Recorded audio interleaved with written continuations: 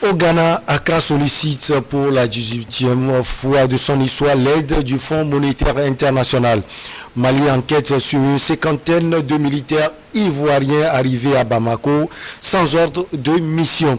Et puis Guinée-Conakry relaxe des 3 leaders jugés pour outrage à magistrat. On termine par le Togo location immobilière où en est-on avec le plafonnement des cautions. Nos invités sont en place, Pasteur Edo Komi, président du mouvement Martin Luther King, et le journaliste Credo Tété, directeur de publication de Le Médium. Chers invités, bonjour, Pasteur. Oui, bonjour Michel, bonjour à Credo, bonjour à tous et à toutes. Ça va? Oui, bien, ça va, nous sommes en forme. C'est vrai quand même que chaque fois que je suis au bureau, je me rends compte de la situation, de la misère des citoyens togolais, parce que là, on vous voit en tant que maire, et puis ça court dans tous les sens, quoi. Hein, ça court dans tous les sens.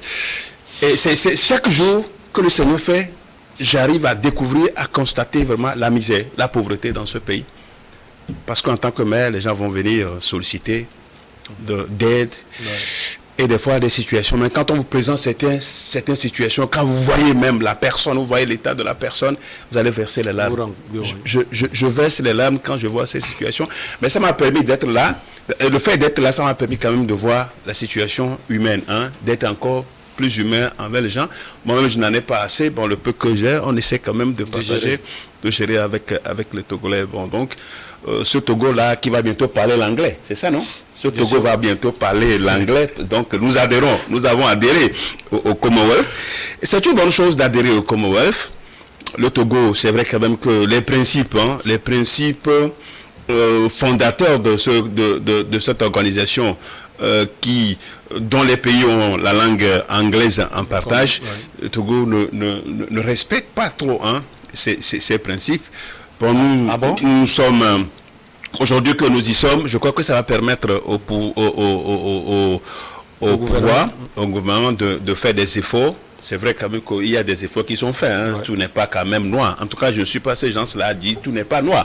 Il y a des choses quand même qu'on fait, qu'on doit saluer. Et au jour le jour, exhorter le gouvernement à faire davantage en matière de respect des droits de l'homme, de la dignité humaine. Vous savez, les droits de l'homme, ce n'est pas quelque chose qui est figé. Hein. Quand vous allez même aux États-Unis, il y a souvent des violations de droits de l'homme. En France, il y en a un peu partout. Il y en a. Aucun pays n'arrivera à respecter totalement, mais je crois qu'il faut des efforts en matière de détention, en matière de liberté de manifestation et autres. Donc ce pays va commencer par parler anglais officiellement. Mais il faut reconnaître que les Togolais parlent déjà l'anglais. Puisque déjà en classe de 6e, l'anglais est obligatoire. Jusqu'en terminale même, jusqu'en terminale. Même si vous faites la série C, D, l'anglais toujours. Donc le Togo est déjà parti pour que ces citoyens parlent anglais. C'est une bonne chose. Maintenant que nous avons adhéré à Commonwealth, il ne faut pas quand même que ça ne soit pas un ministre qui fait sortir une notice circulaire pour demander ses administrés de parler l'anglais. Ça doit aller au Parlement, puisque la langue officielle que nous avons jusqu'à présent, c'est le français. Donc, s'il y a une seconde langue, donc il faut aller au Parlement pour que le Parlement puisse statuer sur ça et que ça soit réellement une langue officielle. Je crois que c'est ce qui doit être fait normalement. Donc, le fait de nous dire de parler l'anglais chaque vendredi, ce n'est pas encore, c'est du zèle. Hein. Tété, bonjour, ça va? Bonjour Michel. J'avais écouté religieusement Pasteur Edo Komi. Oui, habitué à suivre ses prêches, donc je crois qu'il est dans son rôle. Donc le sujet qu'il a choisi, je ne vais pas prêcher l'évangile quand même. Donc c'est l'évangile selon le Commonwealth. Le pour le contre, mais il faut dire que il a fait un bon développement. Dans son développement, il y a la thèse et l'antithèse. Donc, il a tout dit, mais il faut le dire, n'entre pas au Commonwealth n'importe quel pays. Donc, il faut remplir certaines conditions. Et lorsque vous êtes dans la dynamique de Commonwealth, chaque pays membre est obligé d'évaluer périodiquement et au cours des autres années. Donc, on voit si les principes totalement remplis ou bien sont réunis. Donc c'est une bonne chose que le Togo ait pu avoir la confiance des autres États pour être aujourd'hui membre de plein droit du Commonwealth. C'est vrai, donc il ne faudrait pas voir seulement la langue parlée par la majorité. Le Commonwealth n'est pas uniquement l'anglais, mais le Commonwealth, c'est également le respect des principes démocratiques, la liberté d'expression, c'est également les échanges économiques. Donc le Togo peut prospérer également sur ce plan. Il y a un point très important que le pasteur a dit, il a eu cette humilité de le reconnaître, ce que d'autres acteurs de la société civile, ou soi-disant opposants, n'ont pas ce courage de le dire sur les plateaux, mais lorsque vous les rencontrez dans les coulisses, donc ils ont cette propagande. Parce qu'il a dit que en fait la question des droits de l'homme n'est pas figée. Et les droits de l'homme, c'est une quête permanente. Donc, il y a de l'évolution. Donc, aujourd'hui... C'est dynamique. C'est dynamique, vraiment. Merci pour l'expression.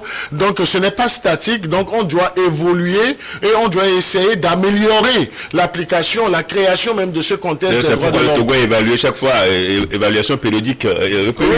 L'examen périodique où le Togo a fait une bonne prestation la dernière fois, mais cela ne voudrait pas dire que toutes les conditions sont remplies. Donc, le gouvernement togolais, ensemble avec les acteurs des droits de l'homme, les activistes des droits de l'homme, avec les acteurs de la société civile, doit essayer encore, lors du prochain examen, d'exceller. Donc si aujourd'hui, la note, on peut abusivement dire que la note est 8 sur 10, mais il ne faudrait pas qu'on recule, mais il faut qu'on avance. C'est toi qui donnes. Il faut que le pays avance. Et ça, c'est déjà une bonne chose. Je suis pas d'accord avec toi.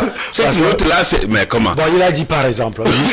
Je ne fais que donner un exemple pour étayer le développement que je suis en train de faire. Mais ma note n'est pas celle d'un maître de professionnel ou bien de collège, mais non, de professeur. Mais je voudrais chuter sur le premier sujet qu'il a abusivement introduit dans le débat parce que le Commonwealth n'était pas programmé, pour dire en fait, il faut saluer l'audace même du professeur Dodi Kokoroko en demandant à ses administrés de faire l'effort de parler l'anglais. C'est vrai, nous avons tous étudié l'anglais de la 6e jusqu'en terminale, mais est-ce que dans la pratique nous sommes assez à l'aise? Nous ne sommes pas à l'aise. Si ce n'est pas l'anglais que nous parlons avec les Nigériens, ou bien pour ceux comme le pasteur Dokomi qui ont tout le temps l'opportunité de sortir pour aller dans des pays anglophones pour pouvoir parler. Donc moi je crois que l'apprentissage de l'adulte se fait dans la pratique.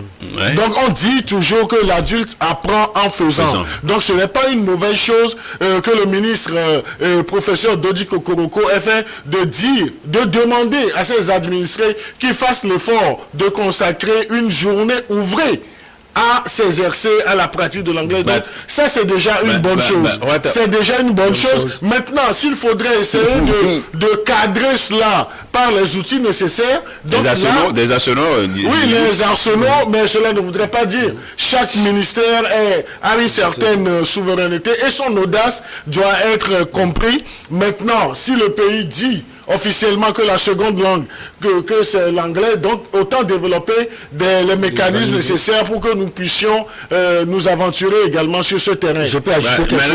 What are you going to say? Je peux ajouter quelque chose. La quatrième partie est réservée au Togo. Et là, c'est le Ghana, on a pris assez de temps. Voilà. Non, ce n'est pas de ma faute, mais c'est parce que le pasteur a voulu qu'on, même dans les coulisses, il souhaitait qu'on remplace le sujet ghanéen par le sujet de mais là, du moment où il a introduit le débat, donc je crois que c'est une bonne chose. C'est une bonne chose qu'il ait introduit le sujet. Ça permet pas, parce que nous étions sur ce plateau avant même l'adhésion du Togo au Commonwealth, nous avons discuté. Le Commonwealth n'est pas une association où on vient, on paie les droits d'adhésion. Non, c'est parce qu'il faut remplir certaines conditions. Il faut avoir un certain leadership à la tête de l'État. Donc voilà, ça s'est concrétisé. Chapeau à ce leader togolais. Passons, on vous donne la parole. On va maintenant parler du Ghana qui a sollicité le soutien du Fonds monétaire international FMI à l'heure où le pays traverse une crise économique aggravée par l'invasion russe en Ukraine et qui a fait exploser les prix, notamment à la pompe, a indiqué vendredi le gouvernement ghanéen. On se souvient, c'était en mai, le Ghana a connu une inflation de 27%. Jamais vu depuis des décennies le Ghana qui sollicite finalement le FMI. Qu'est-ce que le Fonds monétaire international peut apporter justement aux Ghanéens? Non, je pense que c'est le même chef d'État qui, entre-temps, avait boycotté carrément, avait, pour ne pas dire, refusé carrément l'aide de FMI, Fonds monétaire international. Vous savez, quand vous prenez dans l'histoire, vous voyez la dictature qui s'exprime à la tête de FMI et de la Banque mondiale. Vous savez comment ça se passe. C'est les États-Unis qui dirigent la Banque mondiale, la Banque mondiale, et quand vous prenez le FMI, c'est les Français. C'est comme ça, ça se fait tout le temps. Et donc, on ne peut pas avoir grand-chose, espérer grand-chose de FMI. Si on revient un peu dans l'histoire, on parle de PASS, plan d'ajustement structurel, où on imposait beaucoup de conditions. C'est vraiment pas de l'assainissement de l'économie. Au fait, quand vous rentrez dedans, FMI et Banque mondiale ne sont que des instruments des instruments occidentaux pour pouvoir empêcher, pour pouvoir stopper, c'est pas empêcher le développement. Donc cela n'apportera rien au Ghana. Cela n'apportera pas grand-chose. Le Ghana, c'est un pays qui a sa propre monnaie, c'est un pays qui est autonome, qui est indépendant, qui est autonome dans la gestion monétaire. Et je pense bien que revenir aujourd'hui, solliciter l'aide de FMI, je ne sais, on ne sait pas à quoi joue le président ghanéen. Si, comme je l'ai déjà dit, FMI étant toujours lié à la France, bon, donc son acquaintance, sa proximité avec la France lui fait perdre la tête, et puis bon, il va dans tous les sens, le président ghanéen. Vous voyez un rapport. Oui, le président ghanéen va dans tous les sens, et que surtout les experts de FMI et de Banque mondiale, quand ils viennent, c'est eux qui viennent piocher la grande partie des fonds en tant que des experts. C'est eux qui organisent les trucs, c'est eux qui gèrent, et puis le reliquat, on donne le reliquat au pays, et finalement après il faut rembourser. Donc FMI, je crois que nous devons rompre avec FMI, et on ne peut jamais, nos budgets ne peuvent pas se focaliser sur l'apport de FMI et de la Banque mondiale. Tout ce que nous voyons, on dirait même des fois, moi je pense des fois c'est des agents de renseignement généraux contre les économies africaines. Alors, cri de tété, c'est une réalité. Le Ghana traverse une crise. Qu'est-ce qui a poussé finalement le président Nana Akufo-Addo à vouloir solliciter le Fonds monétaire international? Parce que précédemment, il avait refusé cela. Oui, moi je voudrais schématiser simplement cela. Lorsque l'humain est malade, il prend la décision d'aller à l'hôpital, de se faire consulter, et on lui prescrit des médicaments. Donc ce circuit, je pense que économiquement et financièrement a été constaté du côté du Ghana. C'est vrai, nous étions surpris par la déclaration il y a quelques années du président ghanéen qui disent qu'en fait ils n'ont pas besoin du FMI. Comment est-ce qu'on peut expliquer ce revirement? Nous posons la question. Donc c'est dire que la crise et là aussi, c'est vrai, abusivement on peut parler de la crise, mais il ne faudrait pas qu'on mette tout aussi au dos de la crise. Ouais. Qu'est-ce qui motive aujourd'hui cette décision de l'État ghanéen de solliciter, de se tourner une fois encore vers le FMI? Donc c'est que sûrement les signaux sont rouges sur le plan économique, sur le plan financier. C'est vrai également dans une autre mesure. Nous disons, quand nous prenons nos pays de l'Afrique de l'Ouest, donc nous envions le Ghana pour sa stabilité, tant soit peu, mais aujourd'hui, avec la crise russo-ukrainienne, donc ça a touché tous les pays, et je crois que pour ma part, le président ghanéen ou bien l'État ghanéen ne s'est pas levé parce qu'il y a des fonds disponibles, mais c'est parce qu'il y a un réel besoin sur le terrain.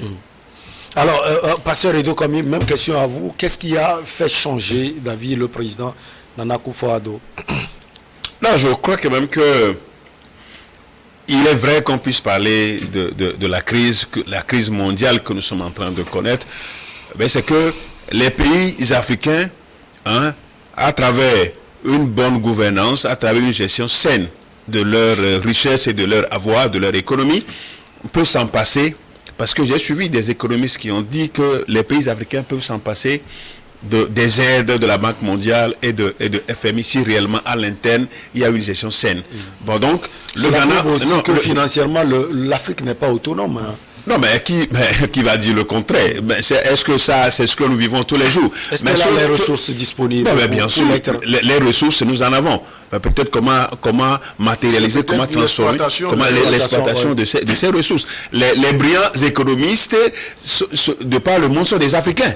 Les brillants économistes sont les Africains. Quand vous voyez leur thèse, quand vous les voyez développer la situation économique de l'Afrique, il suffit qu'il y ait un déclic pour que l'Afrique puisse en sortir. Donc, le cas du Ghana, justement, il a dit tout à l'heure, ce revirement, est-ce que c'est parce qu'il y a une crise ou bien c'est parce que, vous savez, quand vous parlez de FMI, souvent qui assiste, c'est vrai que ça assiste tous les pays de l'Afrique, mais plus les pays ayant le franc, qui utilisent le franc CFA, et c'est pour la bonne cause, c'est la cause qu'on connaît, puisque qui est le patron du franc CFA, qui maîtrise, qui a les réserves de franc CFA, où est-ce qu'on fabrique les francs CFA, s'il faut le dire.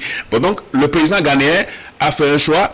Mais j'aurais aimé quand même que si au début c'était à l'Assemblée nationale que cela a été fait, le refus a été fait de ne plus solliciter l'aide de FMI, je crois que cette fois-ci on devait en principe retourner à l'Assemblée nationale. Mais comme c'est lui qui l'avait dit, bon, il avait dit en tant que le magistrat suprême du Ghana, bon, donc il est encore dans son rôle de le dire. Mais sauf que ça fait honte. Sauf que parce que c'est comme si il est un chien qui retourne à son crachat, à ce qu'il a déjà à ce qu'il a... Il n'avait peut-être pas prévu, personne... Non, mais bien sûr, je dis, ça fait honte parce que, à un moment donné, parce que gouverner, c'est prévoir. Il a dit c'est parce qu'il avait des éléments macroéconomiques, enfin, il avait des éléments disponibles à long terme pour pouvoir suspendre ou bien refuser l'aide de maintenant qu'il revient, ça fait honte, et pour nous ça n'apporte pas grand chose, ça ne fait que rabaisser la gouvernance en Afrique, parce que la vision, le président ghanéen n'a pas prouvé une longue vision par rapport à sa gouvernance. On marque une petite pause, on vous retrouve Credo Tété, Pasteur Ido Komi pour la suite.